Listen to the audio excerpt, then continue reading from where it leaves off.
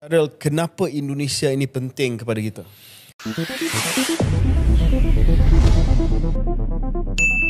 Assalamualaikum warahmatullahi wabarakatuh. Salam jumpa lagi. Semoga kita semua senantiasa memperoleh rahmat Tuhan yang Maha Kuasa. Ya, situasi politik Indonesia kini menjadi topik hangat. Ulasan-ulasan tentang peta politik Indonesia dalam hubungannya dengan pemilihan umum serta pemilihan presiden dan wakil presiden Indonesia tidak hanya dibahas di dalam negeri, namun juga di negara jiran Malaysia. Salah satu alasannya bahwa Indonesia menjadi negara yang memiliki peran penting bagi Malaysia. Nah, seperti apa perspektif pemikir-pemikir negara jiran dalam aspek pemilihan umum di Indonesia? Yuk kita simak dulu videonya. Orang ini mengatakan bahawa Indonesia penting bagi Malaysia. Beliau pernah menjabat Menteri Kesihatan dan Menteri Olahraga. Indonesia sangat penting bagi Malaysia. Salah satu alasannya beliau sampaikan bahawa diaspora Indonesia ada jutaan di Malaysia. Indonesia juga merupakan kuasa besar untuk dunia. Indonesia juga bisa membawa perubahan dan perdamaian dunia. Itulah sebab Indonesia sangat penting bagi Malaysia. Nama saya Syahril Hamdan. Dan saya KJ. Syaril, kenapa Indonesia ini penting kepada kita? Satu, dia jiran kita. Kedua ialah dia negara keempat paling ramai di dunia. Ketiga ialah negara majoriti Muslim, negara Islam yang paling besar di dunia. Demokrasi kedua terbesar di dunia selepas India. Selepas India, ya.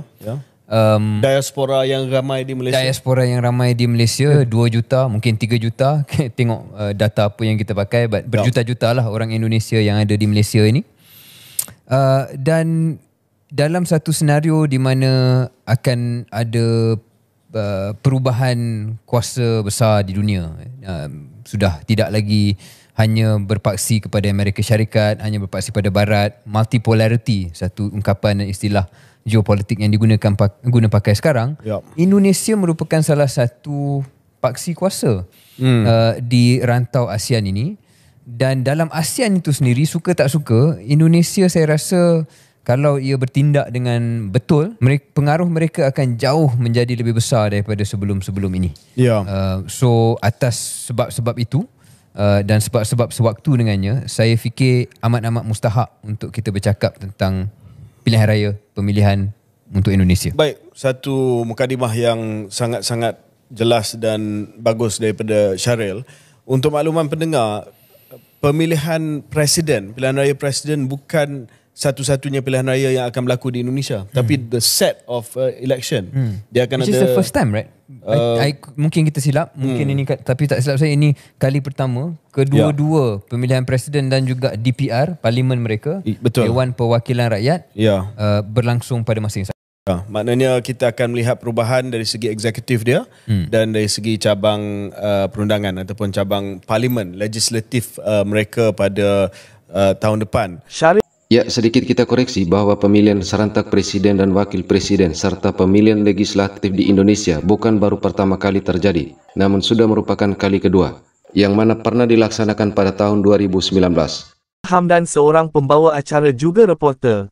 Beliau mencari tahu bagaimana sistem pemilu yang ada di Indonesia. Airi Jamaluddin dan Syahril Hamdan sebelumnya mengatakan kagum terhadap Indonesia. Sebabnya penduduk Indonesia itu ratusan juta, berbeza jauh berbanding Malaysia. Kalau kampanyenya rumah ke rumah bisa 10 tahun selesai, ujar Airi Jamaluddin. Di masa yang sama sepertinya Malaysia mau belajar cara Indonesia melakukan pilpres ini. Dengan mukadimah itu, Syaril juga sebut bahawa berapa ramai pengundi? 204 juta. 204 juta. Jadi kita tak boleh bayangkan scale dia. Kita tak boleh bayangkan scale. Saya rasa satu kawasan tu, dia punya pengundi, kalau tak sejuta pun ratusan ribu. Betul. Ratusan ribu berbanding dengan tempat yang kita bertanding pun paling banyak pun saya rasa 200 ribu. 200 ribu paling banyak. Dan banyak kawasan di Malaysia ni berpuluhan ribu saja. Terutamanya kursi DUN. Jadi kita tak boleh bayangkan dia punya scale. Sebab di Indonesia ni Syaril, cara kempen dia, kalau nak buat house to house, kempen rumah ke rumah, saya rasa tak cukup hari. Dalam 10 tahun nak pergi ke setiap rumah. Sebab itu dia buat apa yang dikenali sebagai rapat umum lah. Rapat umum ni perkataan yang diguna oleh PKR juga, rapat. Dia selalu cedok perkataan Indonesia. Rapat ni rally. Tak pasti kenapa, mungkin sebab orang rapat lah. Rapat umum. Dia rapat-rapat. Dan dia buat di stadium. Dia selalu buat di stadium dan yalah, berpuluhan ribu akan datang ke stadium dan calon-calon mereka ni dia tak hanya memberi ucapan, Syaril. Ada yang menari, ada yang nyanyi. So kalau satu hari nanti Malaysia ke arah kempen macam Indonesia, pengalaman saya di Hot FM ni sangat berguna. Sangat-sangat berguna dan akan menjadi pengalaman yang sangat bagus. Okey, kita fokus kepada pilihan raya yang paling penting lah, walaupun bukan nak kata pilihan raya parlimen mereka tak penting, tapi pilihan raya yang mendapat perhatian paling dapat perhatian, iaitu pilihan raya untuk presiden dan timbalan presiden. Timbalan presiden ni dipanggil apa? Wakil presiden. Wapres lain. Wapres lain. Okey. Ni sebab Wapres. Ini penting ya pendengar, sebab Syaril akan buat liputan di lapangan. Jadi dia sudah belajar istilah-istilah yang akan digunakan. Saya nak bercakap bahasa Indonesia tu belum sampai. Cuma saya minta Syaril, bila you buat liputan kat sana, jangan cakap bahasa Indonesia. Kita kena martabatkan bahasa Malaysia. Kita martabatkan bahasa Malaysia, bahasa Melayu. Masalah orang Malaysia ni, dia pergi Indonesia macam Bobby, dia pergi Indonesia je dia cakap Indonesia. Bukan pergi Indonesia je, dia pergi UK tiba-tiba slang UK, dia pergi US minggu dah terus slang US. So kita memang ada problem tu sikit. So saya tak tahu, mungkin saya pun terikut-ikut. Jangan cakap kapan, jangan cakap macet, kata jalan sesak tak Pak. Ya, kita bisa mendengar sendiri aspek kebahasan warga negara jiran, sebagaimana yang diungkapkan bahwa ada problem dalam urusan bahasa yang menegaskan ketidakpastian identitas bernegara.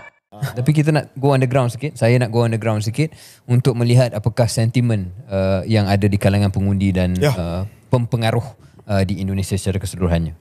Baik, kita akan break seketika dan kita akan kembali selepas ini, segmen yang dibawa khas oleh Syaril daripada Indonesia. Ya. Bukan hanya negara jiran, tapi negara yang punya populasi keempat terbesar di dunia, demokrasi ketiga terbesar di dunia, penduduk Islam yang paling ramai, negara yang kaya dengan khazanah, negara yang mungkin akan gunakan kekuatan-kekuatan ini untuk semakin vokal di persada antarabangsa pada ketika dunia menghadapi ketidaktentuan. Indonesia bukan lagi sleeping giant, tetapi gergasi yang sedang bangkit dan mungkin sudah bangkit. Maka apabila Indonesia melalui pilihan raya presiden, kita di Malaysia patut ambil tahu. Saya juga di sini untuk mendekati pemikiran anak-anak muda yang sudah tentu ramainya tertumpu di Jakarta. Lebih separuh daripada 206 juta pengundi pemilih Indonesia seluruh pilihan raya ini, lebih separuh datang daripada Gen Y dan juga Gen Z. Okey, itu tadi video reaction kami. Siapapun calon yang anda pilih, baik calon presiden dan wakil presiden, calon anggota legislatif dari pusat hingga daerah, dan calon anggota DPD, hal yang terutama adalah tidak sampai menimbulkan gesekan dan perpecahan antar sesama anak bangsa. Karena kita semua tetap satu nusa, satu bangsa dan satu bahasa, yaitu Indonesia. Terima kasih atas waktunya. Wassalamualaikum warahmatullahi wabarakatuh.